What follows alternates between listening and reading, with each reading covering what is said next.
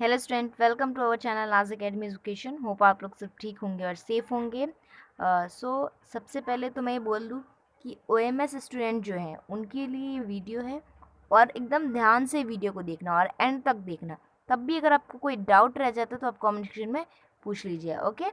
और special request है कि प्लीज़ वीडियो को ज़्यादा से ज़्यादा शेयर कीजिए। जो भी ओएमएस स्टूडेंट है मीन्स कि आउटसाइड महाराष्ट्र स्टेट से, तो उनको ये बताइए, ठीक है। उनको ये वीडियो शेयर कीजिए ताकि वो देखे, ताकि जो प्रॉब्लम जो आ रही है ना एमएसटीसीटी के लिए अकॉर्डिंग, तो उसको ना आए, ठीक है। चलिए स्टार्ट करते हैं। अब देखिए, एमएसटीसीटी क्यों होता है एग्ज़ाम, क्योंकि महाराष्ट्र के स्टूडेंट को, जो महाराष्ट्र के रहने वाले हैं, उनको अच्छी से अच्छी कॉलेज मिले और कम फीस में मिले। गवर्नमेंट कॉलेजेस मिलती है। देखिए, अगर महाराष्ट्र में आपकी परसेंटेज बहुत हाई लेवल पे आते हैं, जैसे कि 99 परसेंटाइल आती है, या फिर आपको 90 से ऊपर जो भी आती है उससे थोड़ी कम, मतलब सबकी अकॉर्डिंगली उनको कॉलेज मिल जाता है, गवर्नमेंट प्राइवेट सब मिल जाता है, ठीक है। लेकिन देखो, जो ओएमएस स्टूडेंट होता है ना, उसकी प्रॉब्लम क्या है? उसकी प्रॉब्लम ये है कि वो एमएसटीसीटी ही दे रहा है। अब ओएमएस स्टूडेंट कौन होता है, चलो वो बताती हूँ। महाराष्ट्र में ना 5 टाइप के स्टूडेंट रहते हैं, कैंडिडेट रहते हैं। ए टाइप होता है, B, C, D and E type. अब इन पांचों में अगर जो नहीं आता है, मतलब इन पांचों कैंडिडेट की लिस्ट में अगर वो नहीं आ पा रहा है, जो भी रीज़न की वजह, जो रीज़न है उसकी वजह से, तो वो होता है ओएमएस स्टूडेंट, ठीक है। चलो अब इसकी रीजंस जानते हैं हम लोग। देखो, जो टाइप ए है ना, इसमें ये होता है कि जिनके पास खुद का महाराष्ट्र का डोमिसाइल या बर्थ सर्टिफिकेट नहीं है, वो होता है, ठीक है। बी टाइप में होता ये है कि जिनके पास, सॉरी, जिनके मम्मी या पापा का भी महाराष्ट्र का डोमिसाइल सर्टिफिकेट नहीं है, वो होता है। थर्ड है, जिनके मम्मी या पापा महाराष्ट्र में काम करने वाले केंद्र शासन के कर्मचारी नहीं है, ठीक है। डी है, जिनके मम्मी या पापा महाराष्ट्र शासन के कर्मचारी या फिर रिटायर कर्मचारी भी नहीं है, वो होता है। और एंड में जो आता है ये ई टाइप, इसका ये है कि जो लोग महाराष्ट्र या फिर कर्नाटक बॉर्डर के कैरेक्टर स्टूडेंट है। तो अब ये 5 टाइप के तो हो जाते हैं। अगर आप इन पांचों में से नहीं आते हो, वो होता है हमारा ओएमएस स्टूडेंट, यानी कि आउटसाइड महाराष्ट्र। अगर इन पांचों में से अगर आपके पास कुछ भी नहीं, किसी भी टाइप के नहीं हो, तब आप कहलाते हो ओएमएस स्टूडेंट। That's clear. ये हो गया क्लियरेंस खत्म, ठीक है। अब चलो, आपने यहाँ से पढ़ाई तो की, ठीक है।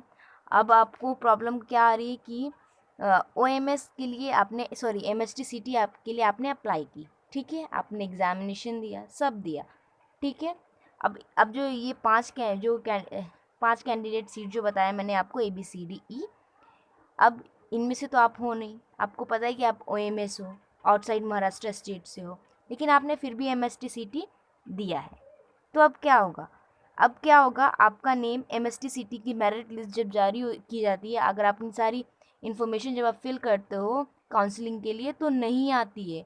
क्यों नहीं आती? क्योंकि आप आउटसाइड महाराष्ट्र से हो, और एमएसटीसीटी सिर्फ महाराष्ट्र वालों के लिए होता है, जो 5 कैंडिडेट्स बताए हैं उन सब के लिए, ठीक है।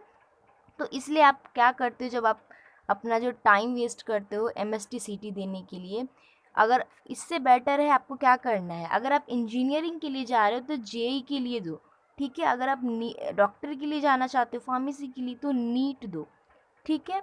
ये दोनों इम्पॉर्टेंट होता है। और उसके बाद आप एमएसटीसीटी दो, ताकि जो अगर आप, क्या होता है कि ऑल ओवर महाराष्ट्र के लिए जो गवर्नमेंट कॉलेजेस है ना इंडिया में, चलो बताती हूँ मैं। महाराष्ट्र में सिर्फ बहुत ही कम परसेंटेज सीट खाली रखी जाती है आउटसाइड महाराष्ट्र स्टूडेंट के लिए, क्योंकि ज़्यादातर जो कॉलेजेस हैं गवर्नमेंट या प्राइवेट, वो एमएसटीसीटी जो फिल हो एग्ज़ाम जो देते हैं जो बच्चे, उनके लिए ही होती है, ठीक है। लेकिन आप आउटसाइड महाराष्ट्र वाले हो, इसीलिए बहुत कम सीट होती है उनके लिए।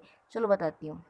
ये देखो, ये है ना एक लिस्ट है, इसमें ना जो गवर्नमेंट एडेड है ना, यानी कि गवर्नमेंट कॉलेजेस हैं, उनकी थोड़ी सी जो लिस्ट है बताती हूँ किसमें, ठीक है। सिर्फ 2 ऐसे गवर्नमेंट कॉलेज जहाँ ओएमएस वालों को एडमिशन मिल सकता है, ठीक है।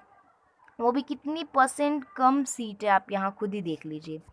एक ही है, सॉरी, नहीं, 2 है। एक तो यहाँ पे है हमारा ICT, in institute of chemical technology Mumbai, 30% seat खाली है सिर्फ ओएमएस के लिए। और लास्ट ये COIP टेक्निकल यूनिवर्सिटी पुणे में है ये, इसमें सिर्फ 20%। तो सिर्फ यही दोनों जो एक में 30 और एक में 20%, बस इतना ही ओएमएस वालों को एडमिशन दिया जाता है। प्राइवेट वालों में भी कम ही है, ठीक है, वो भी 2 ही है प्राइवेट में, यानी कि पूरे महाराष्ट्र में सिर्फ ओएमएस वालों के लिए एक ये कॉलेज और एक ये कॉलेज है। तो आप खुद सोचो कि कितना कम सीट है ऊपर से। उसमें भी अकॉर्डिंगली जब आप अगर इसमें आप सोचोगे चलो इसमें नहीं हुआ तो हमारा प्राइवेट में तो हो जाएगा। प्राइवेट में भी सिर्फ 2 कॉलेजेस है, वो भी कि जो सेकंड वाली वो भी कुछ ही दिन पहले आई है, ठीक है, वो मतलब क्लियर किया गया है कि हाँ इसमें भी एडमिशन ले सकते हो एमएस वाले स्टूडेंट, ओके, ऐसा है। तो इसीलिए बोलती हूँ कि आप एमएसटी सिटी से पहले अगर आप इंजीनियरिंग के लिए जा रहे हो तो जेई के लिए प्रिपरेशन करो और जेई क्रैक करो, क्योंकि जेई आपका क्रैक रहेगा और आप उसके बाद एमएसटी सिटी देते हो तो आपका मार्क्स हमेशा है ना, क्योंकि आप ओएमएस हो इसीलिए जेई का ही प्रेफर करता है एमएसटी सिटी से ऊपर, ठीक है। और अगर आप डॉक्टर के लिए जा रहे हो तो नीट प्रेफर करो, उसके बाद अगर आप एमएसटी सिटी देते हो तो ठीक है कोई नहीं, बट आपका प्रेफर मार्क्स कौन सा करेगा, नीट ही करेगा, ओके।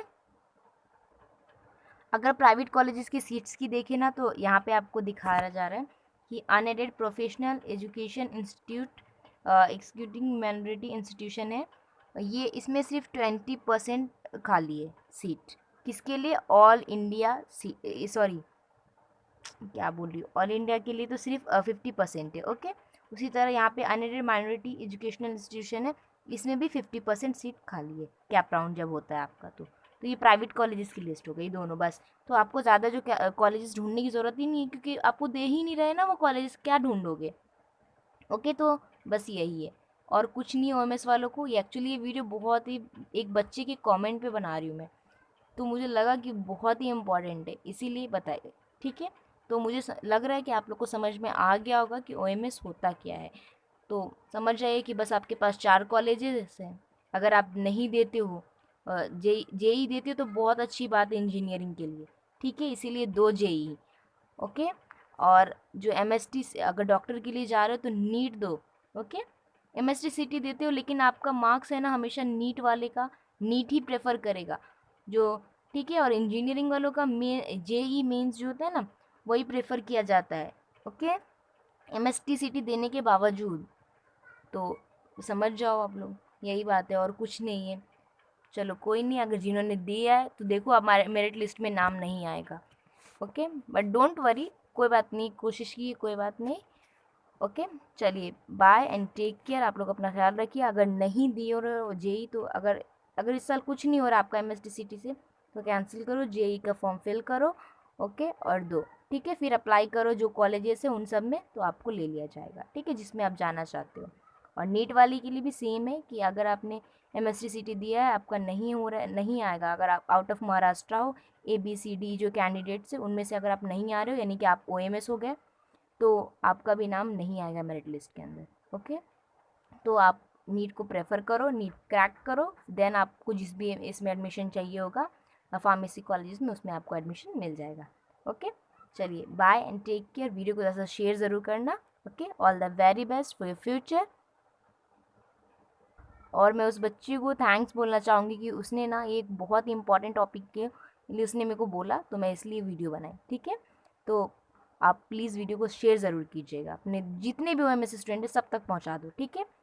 चलिए बाय एंड टेक केयर।